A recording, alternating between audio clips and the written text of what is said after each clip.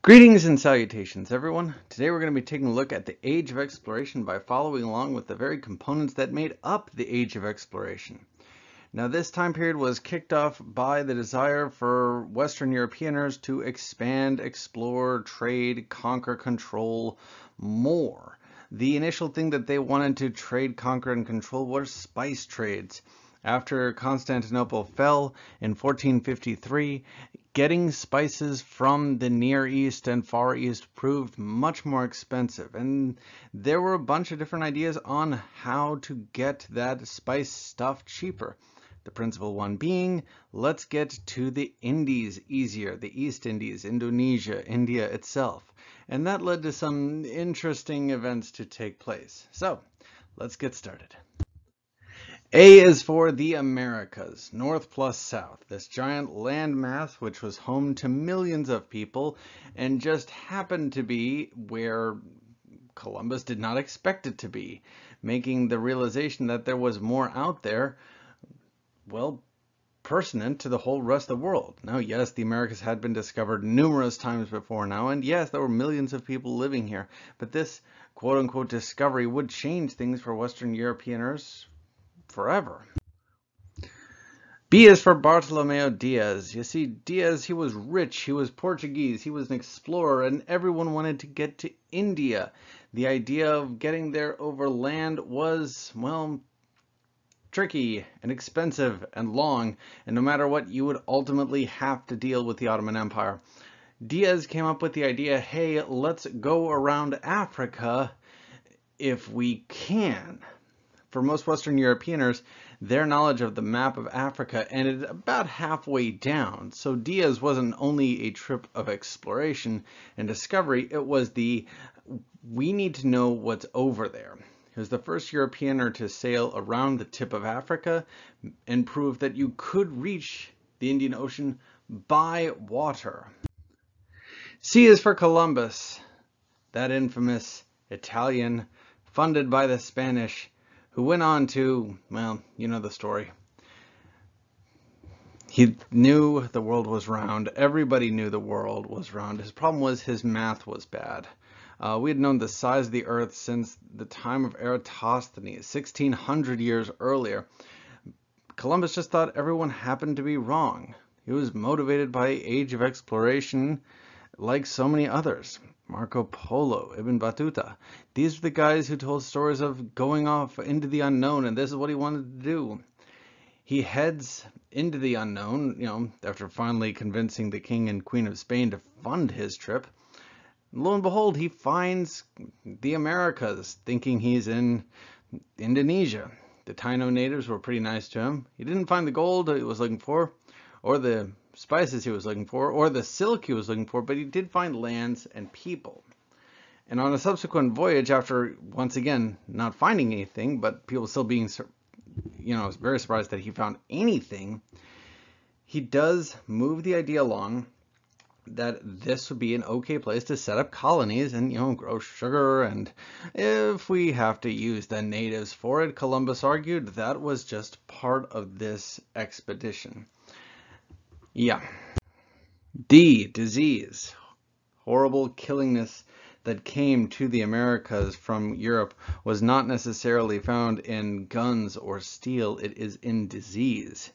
The people who lived in the Americas prior to the arrival of Europeans were isolated from the diseases that swept across Western Europe.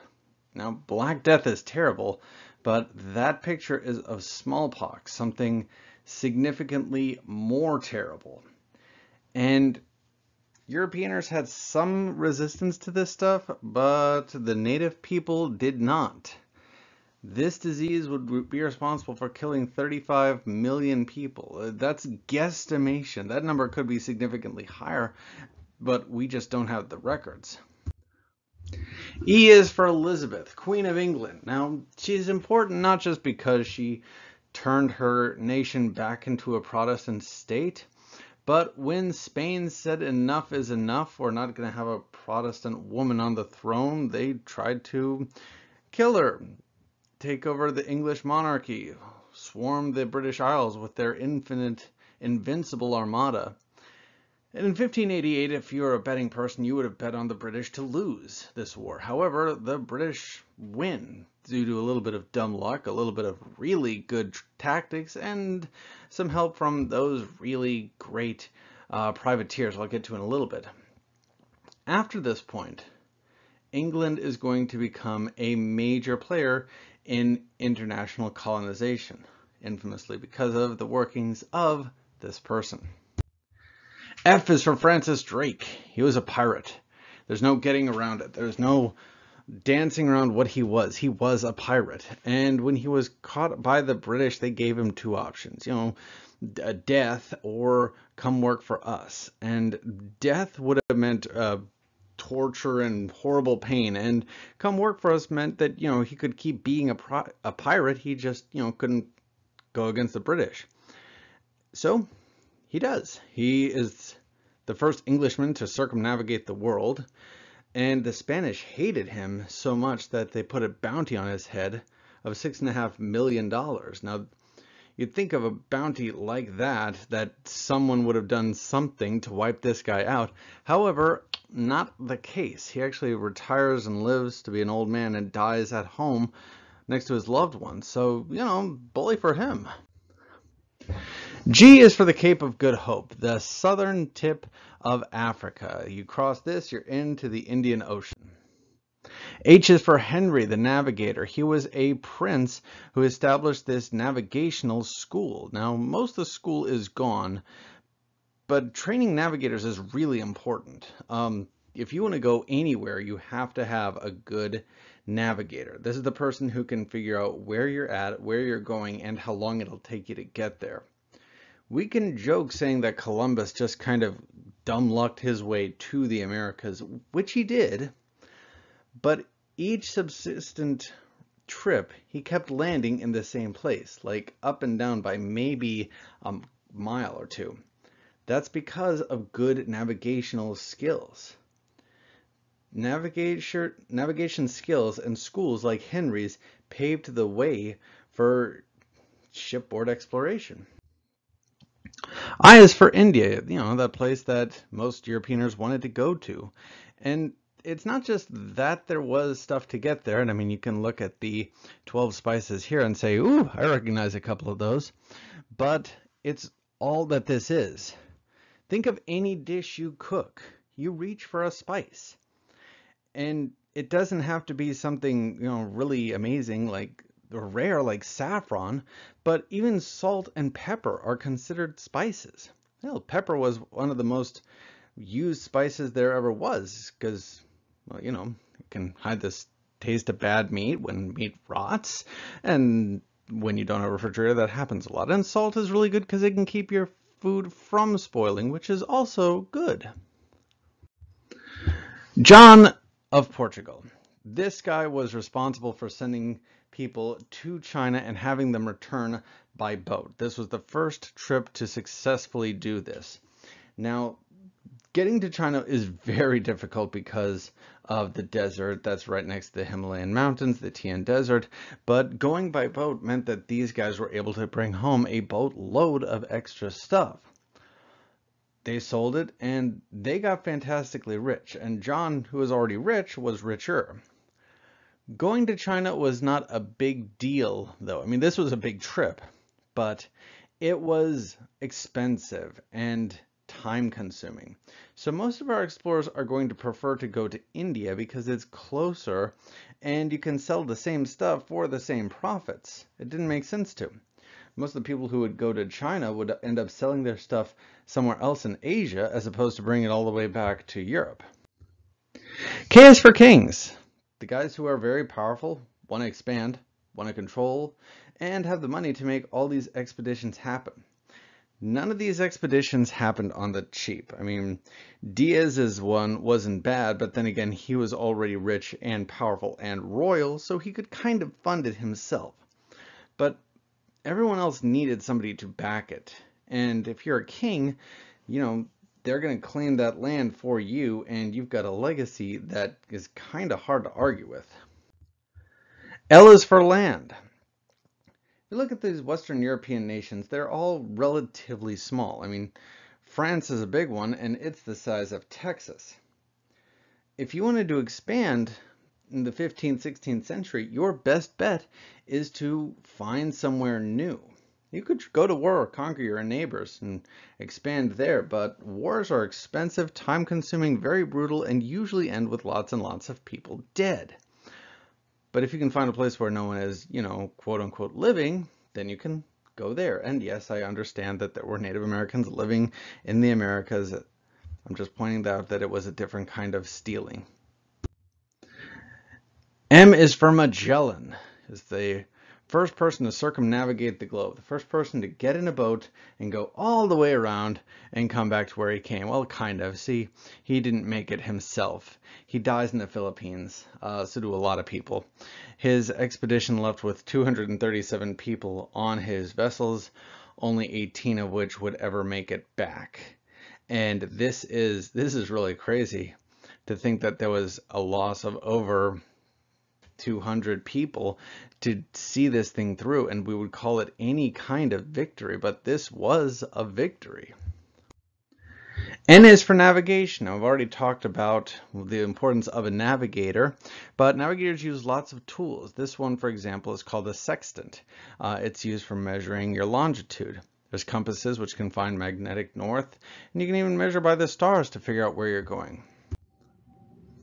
The O is for the ocean, that big blue wet thing.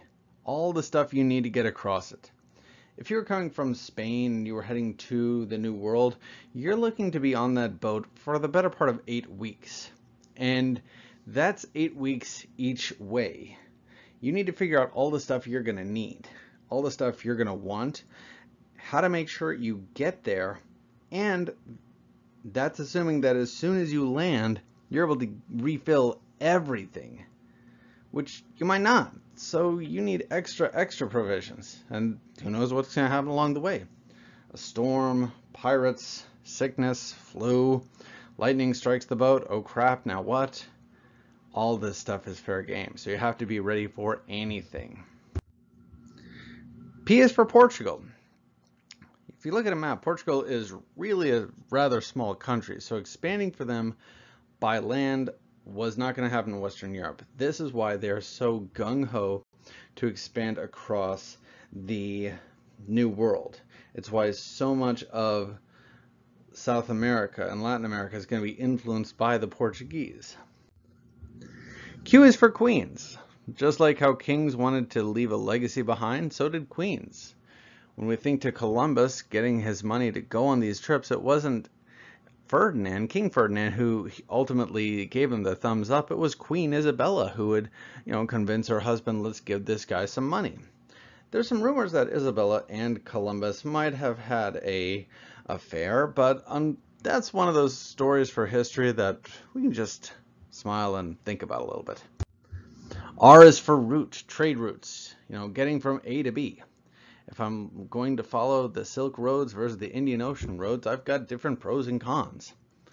If I'm going by land, I've at least, I've got a place that I might be able to stay, but I have to worry about bandits. If I'm going by water, I might be on my own, but, well, you also have to worry about pirates. Both have their weather problems. One can carry a little bit more. There really isn't one better than the other, but if you don't know where you're going, then how you're getting there is going to be very difficult. S is for Spain.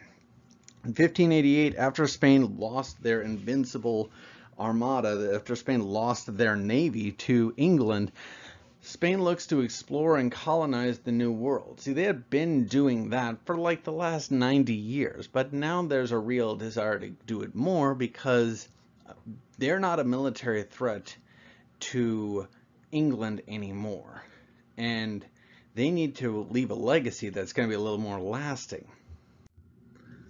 T is for treasure, and that was one of the big motivators for explorers: God, glory, gold. And the idea that there were these vast, extensive treasure in the New World was unprecedented. Columbus was over the moon to find just a little bit of gold in some of the Taino Native Americans he encountered. And by little, I mean he probably could get a real good nose stud out of, but that's about it. It's not a whole lot. But stories of cities of gold fountains of youths, mountains of silver. They were the thing that kept people going. U is for the unknown, the big what's over there. How do we fill it in? What are we looking for? How is this going to become the next big thing?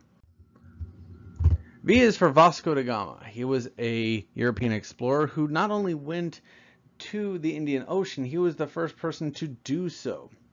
He followed part of the same road as Bartholomew Diaz, gets across the Cape of Good Hope into the Indian Ocean, lands in Calicut, spends a couple of months palling around there, plus, waiting for the winds to change, something he didn't know he had to do, but, now he does.